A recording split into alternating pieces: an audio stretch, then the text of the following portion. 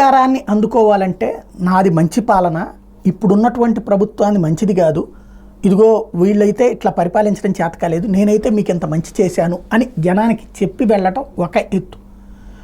మన పరిపాలనని జనం పట్టించుకోకనే వరుసగా 2 సార్లు ఓడగొట్టినప్పుడు ముందు ఉన్న ప్రభుత్వం మీద ఒక వ్యతిరేకత సృష్టించి దాన్ని దించేసి ఏదో ఒక కోణంలో అధికారంలోకి వచ్చేయాలి, దానికి మతాన్ని అడ్డుపెట్టాలి, కులాన్ని అడ్డుపెట్టాలి, ఏమైనా చెయ్యాలన్నటువంటి ద్వారా మరొకటి. ఈ 2వ కోణపు బ్యాచ్నే అఖిలేష్ యాదవ్. తాజాగా ఏదైతే ఆయన ఇచ్చినటువంటి స్టేట్మెంట్, ఉత్తరప్రదేశ్లో యోగి ఆదిత్యనాథ్కి మౌర్యాకి ఒక విభేదం వచ్చింది, అది బహిరంగంగా వాళ్ళిద్దరూ ఒక సభలో మాట్లాడుకోవడం వల్ల వాళ్ళ పార్టీకి సంబంధించిన సభలోనే దాన్ని బేస్ చేసుకుని అసంతృప్తితో ఉన్న మౌర్యాన్ని రెచ్చగొడుతున్నాడు అఖిలేష్ యాదవ్.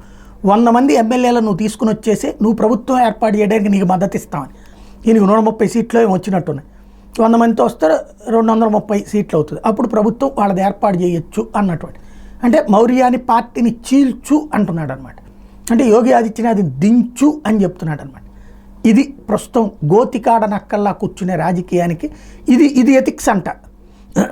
అదే రాజీనామా చేయించి ఎలక్షన్లో పోటీ చేయించి గెలిస్తేనేమో అది అనెథికల్, ఇది మాత్రం ఎథికల్, దించడానికి రండి అని అడిగితే కనుక.